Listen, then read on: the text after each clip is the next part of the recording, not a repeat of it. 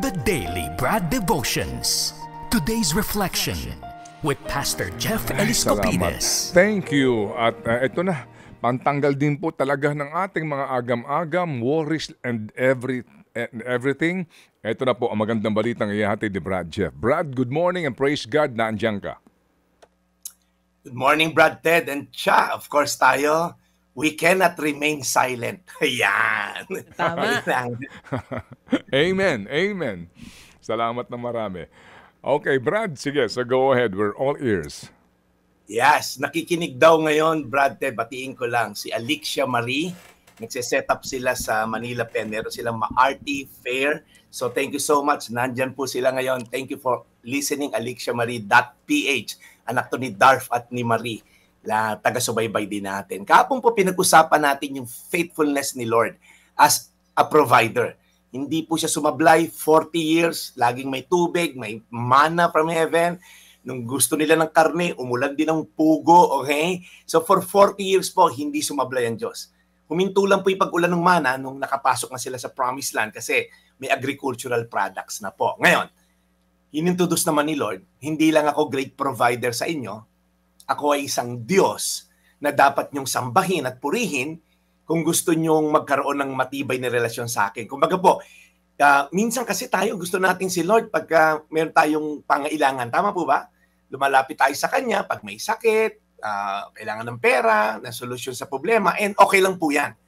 Pero more than a provider, more than a healer, ang Diyos po ay Diyos. Siya po ay God na kailangan nating sambahin. Hindi po siya Santa Claus na papakabait ka para makuha may regalo mo. Pagka January to November, nakakalimutan mo na siya. Wala pong ganon.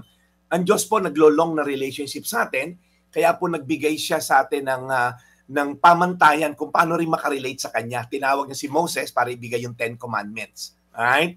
So may 10 utos po siyang ibibigay, yung moral code na tinatawag.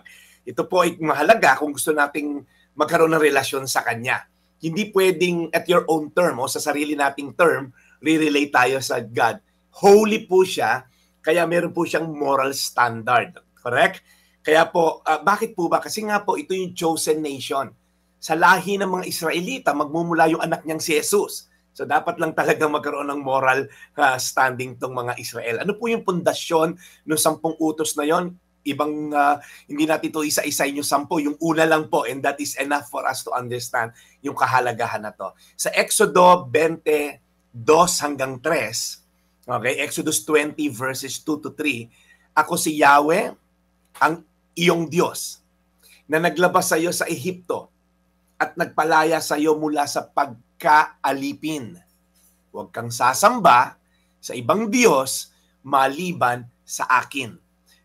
Ang ganda po na itong sinabi ni God sa mga Israelita, nilabas kita with all my power, yung 10 plagues na binigay ko sa Egyptians, humati ako ng dagat para makalabas kayo, ibinalik ko para mamatay lahat ng kalaban nyo.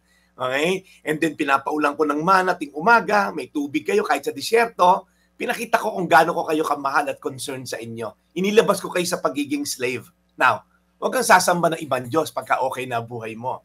Kasi pagdating nyo sa Promised Land, masarap ang buhay nyo, makakalimutan nyo ako, yun ang tendency. And God is reminding them, ako ang Diyos at wala nang iba maliban sa akin. Ako lang po, ever since po nandito ako sa programa na to, ang segment na to, pinopromote ko lang po si Lord. Wala na pong iba. Kasi po, pag tayo may relasyon sa Diyos, the rest will follow. Seek first His kingdom and His righteousness, sabi rin sa Bible. Lahat naman ng mga pangailangan mo, bibigay niya pag may relasyon ka. Alam po yan ng mga batang paslit. Ang ama niya, pag may ama siyang responsable at mapagmahal, provided ang kanyang pahingalangan hanggang siya lumaki at even malaki na siya, nandun pa rin ang kanyang ama. So ganun din po. Sabi sa Exodo 20, versikulo 2 hanggang 3, ako si Yahweh, ang iyong Diyos na naglabas sa iyo sa Ehipto at nagpalaya sa iyo mula sa pagkaalipin. Huwag kang sasamba sa ibang Diyos maliban sa akin. Tayo manalangin, Panginoon, ang mundo po na to ay mag-o-offer ng ibang Diyos na sasambahin. Pera, kapangyarihan, koneksyon, tao na pwede naming pagtuunan ng aming sense of security and identity. Pero Lord, ilayo mo kami sa mga maling Diyos, mga Diyos-Diyosan. Ikaw lamang ang aming Diyos na sasambahin mula ngayon at magpakailanman. Sa pangalan ni Jesus. Amen. Amen. Mahal na Panginoon, maraming salamat po muli sa napakagandang aral na amin napakinggan mula kay Brad Jeff sa aming pong The Daily Bread. Lord, we pray again para po sa inyong bendisyon sa mga pagmimisyon po ni Brad Jeff. Lagi niyo siyang aalagaan, lalo ng kanyang kalusugan. Lord, muli po, salamat sa mga aral na ito. At salamat po sa kalabit ng mga aral na ito sa aming lahat. Pagpalain po ninyo ang lahat ng mga taong ito po ang inaabangan sa aming programa. Lord, bless them more. In Jesus' name we pray. Amen. Amen, amen. Salamat na marami. Alam mo Brad, kahit na nakailang panood na ako dyan, doon, iba-iba naman po yan usually, ang production. Pero yung kwento ni Moses, pinanonood ko pa rin yan. Oo, kasi nga napakainam po nung mga aral po sa mga kwentong ito. Anyway, so Brad, mamaya ba nandito ka? Anong ating mga dapat abangan ngayong weekend, payday weekend today? Sabay bati rin po kay Vice Mayor Ronin Leviste ng Lian, Batangas na ngayon po daw nakikinig sa atin kasamang kanyang constituents dyan sa Lian. Ay maganda umaga po sa mga taga Lian, Batangas. Binabati kayo ng good morning ni Vice Mayor Ronin Leviste. Brad? Talking about Vice Mayor, umatid ng church for the first time last Sunday, si Vice Mayor Leng Lau Baldo ng Marinduque. Good morning, Vice Mayor. Na-meet ko lang po no Sunday sa simbahan. So, Brad Ted, as usual, ako po ay may Sabado alas 4 bukas po yan. Rebuild City Church sa Facebook at YouTube. Ako po yung magpipreach doon. At kung Sunday naman po, alas 10, gusto nyo tayo magkita-kita, magkapi-kapi muna tayo, alas 10, doon po yan sa Fairmont Hotel in Makati kung saan po ang Rebuild City Church nag-meet ng face-to-face. Mamaya, Ted, wala po na tayo dyan. Ako nagtutuon muna sa aking preaching na gagawin dahil medyo maganda ang kwento about kay Caleb. Yan, minsan pag-usapan din natin si Caleb, yung kasama ni Joshua na espiya doon sa Promised Land. So, Ted, paalam muna ako at thank you so much for the opportunity. And Brad, baka may nalilimutan ka lang paalala ko sa iyo. Oo, may nagdiriwang ng kaarawan today, baka hindi po nababate.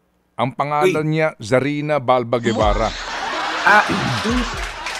She may not have reminded you, she may not have invited you, but okay na yun, kayo talaga. Brad, hindi ko kasi nararamdaman. Ay, oo nga, may katwirang ka. Sabi ko sa inyo, may katwirang ka. Sabi ko na para di nyo maramdaman lang. May tama ka, Brad Jeff. Kaya pala. Yung yung ipaalala. Uy! Pastor! Out of sight, out of mind Pagka hindi nakikita. Di bale. She may not have. She may not have reminded you. Natutunan ko po ito sa isa sa... Oy, Pastor. Pwedeng padala. Yung pwedeng pag-grab food. Huwag ka mag-alala, Pastor. Ang turo sa akin ng isang mangangaral, lilipas din yan. Happy birthday, Cha. Oy, salamat, Pastor. Thank you.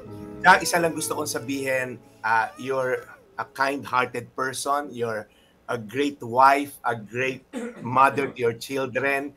Alam mo, marami kang pinapaligayang tao dito sa programa natin. Pero alam ko, pag nasa bahay ka, isa kang dakila at butihing ang may bahay at nanay sa iyong mga anak.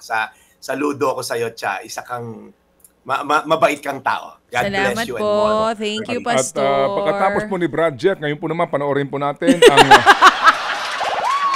Nang gigigil.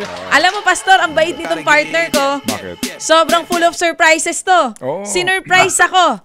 Pero sinabi niya sa akin kahapon yung kanyang surprise. Sabi niya, Cha, isusurprise ka namin kahapon. Huwag kang mabibigla Ganito po siya manorpresa. Mabibigla Ano sabi mo sa akin kahapon? Meron kami ilalabas na cake kunwari hindi mo alam. Tapos sa cake na yun, mayroong letrang 47. Aray ko, kahapon 46 lang Sa ako. edad mo. Ikaw talaga. Tatap yan. Oo, linggo-linggo tumatanda ako. Pero maraming salamat, Sige. Pastor. At maraming salamat din sa magandang balita. Sa Lunes tayo ulit. Nandito pa rin kami ni Manong Ted Filon. Okay, salamat na marami, Brad. She may not have reminded you, she may not have invited you, but she loves you. Okay? Thank you. Thank you, Brad. Salamat. Thank you so Yung daily, much. Brad. Your daily dose of inspiration. Kita mo Thank tuloy. you. Pati yung thank you so much. Ted Filon at DJ Chacha. Ngayon, nasa Radyo 5, 92.3 News FM. Monday to Friday, 6 to 10 a.m.